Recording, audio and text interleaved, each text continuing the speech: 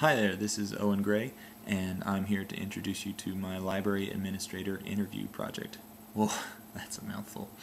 As somebody who wants to be a school media specialist someday, I set off to interview one, and I had the good fortune of getting to interview two who work at the same library. So I'm going to take you through that process.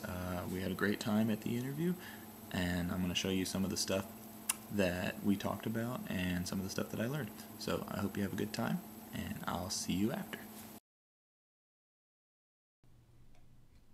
Okay, I'm going to do a brief overview of my presentation to get things started off here.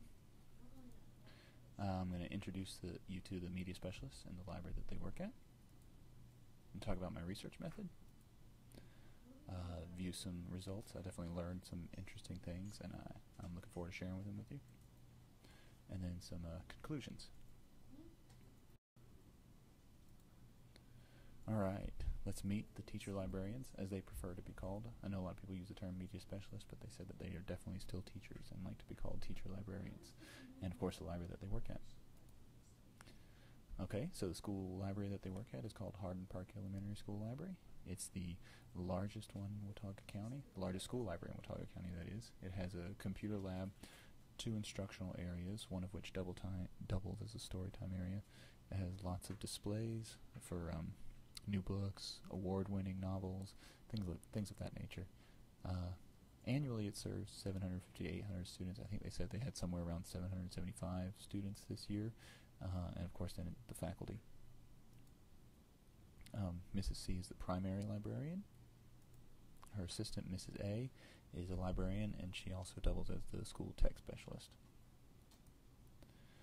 Both were formerly teachers who said they got out of teaching because it was too stressful and they wanted to start a family, and they felt that being a teacher librarian was a great way to have all the fun of teaching and none of the stress. Alright, let's talk about some of the research methods that I used. Alright, Mrs. C is a regular patron at the library that I work at. So of course she came in, and I asked her one day. She brings her 2 kids to the library, and working in the kids section, I see her on a pretty regular basis. So I just asked her, and then at a later date called to confirm. She told me that they were going to have a class in the library the day I was coming before our interview, and so I showed up a little bit early to observe them working with this class, and it was a 3rd grade class using the computer lab. They were working on an Encyclopedia Britannica lesson so that they could use it for a research project that they were doing. I was able to talk with some of the student volunteers that were there in the library. They were working there because they said that the Mrs. C and Mrs. A need our help, and it sounds like it sounds kind of dull like that, but they said it enthusiastically. They were happy to be there in the library and helping out people that they enjoyed working with. Of course, then we sat down to work on our interview, and it lasted for an hour and a half, and I took shorthand notes. Alright, let's talk about some of the administrator tasks, their day-to-day. One of their main tasks, and of course the most important one, is serving patrons, or students in their case. They operate on what they call a fixed and flexible schedule. The kindergarten or the 2nd grade are on the fixed schedule, and that consists of regular library visits, story times, using the computer lab, instruction and using technology in the computer lab, duodecimal, and then of course checking out materials. 3rd through 8th grade are on what they call the flexible schedule, and they're still regularly in the library, but this is through these meetings in the library grow out of meetings that the librarians schedule with the teachers on a monthly basis. They use these meetings to determine the needs of the class and how they can help out, or how the library can help out. An example of this is the 3rd grade research project. And then outside of that, visits are limited to checking out materials. Well, that's class visits are limited to checking out materials. Students are allowed to come into the library at any time and use the various resources there. And then of course their other tasks are regular library service, planning, shelving, organization, and of course some programs to promote the library. One of the things they do is a family night. They've done one for the past 4 years, and it's just one a year, and is used to get the word out about the library and what it's doing to serve the community, which is a big part of their mission, they believe, is making sure that the library is involved and getting involved in the community. That's a point I'll be hitting on throughout the narration. And then some book fairs that they do to help. Okay, let's talk about the 1/3 rule. Initially, it sounded too structured for them. They felt that it didn't allow them room to remain flexible, that it was dividing their day too clearly.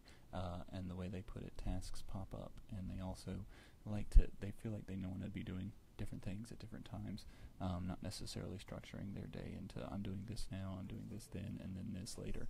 And that's just the way it sounded to them. Of course, afterwards I sat down and thought about it, and I could see that the ways that their schedule did fit into the 1/3 rule. Staff development meetings that they hold, and then of course those teacher monthly meetings, that would equal the business operations 3rd of the rule. Planning that they do for student activities for that fixed and flexible schedule, that's the internal customers 3rd. And then family nights, book fairs, promoting the library. These are part of the external customers 3rd, getting the word out and showing how the library is helping out. Okay, let's talk about their opinions on leadership and management. To them, leadership is taking charge, being in the field, getting things done, being the face of the library, and getting involved in the community.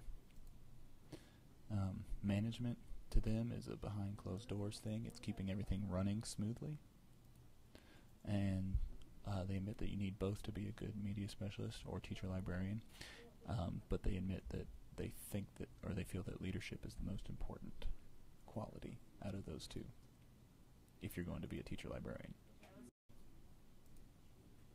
Alright, let's take a look at some of the things that they feel there are opportunities for improvement. And of course, mostly they're completely satisfied with the way the library is working. They know that it's successful. People are constantly telling them that it is so, and they feel a definite satisfaction with the way things are going. That being said, they do feel that there is some area for improvement, one of which is more library promotion. The family nights that they have had for the past 4 years are so successful that they feel that they should be doing more programs like this to get the word out about the library and what it's doing to serve the school community. And then they feel that the flexible schedule could be adapted to draw in older students, because for some reason there's a definite drop-off in attendance for 7th and 8th grade students. And they feel that they need to be doing more to draw them in or back into the library. Alright, let's talk about what they think the ideal administrator, or teacher librarian in their case, is. And it has all, to them, the ideal teacher librarian has all the leadership qualities that they discussed when we talked about leadership and management. So the ideal teacher librarian is knowledgeable, takes initiative, is resourceful, stays current on trends and materials, and gets involved in the school committee.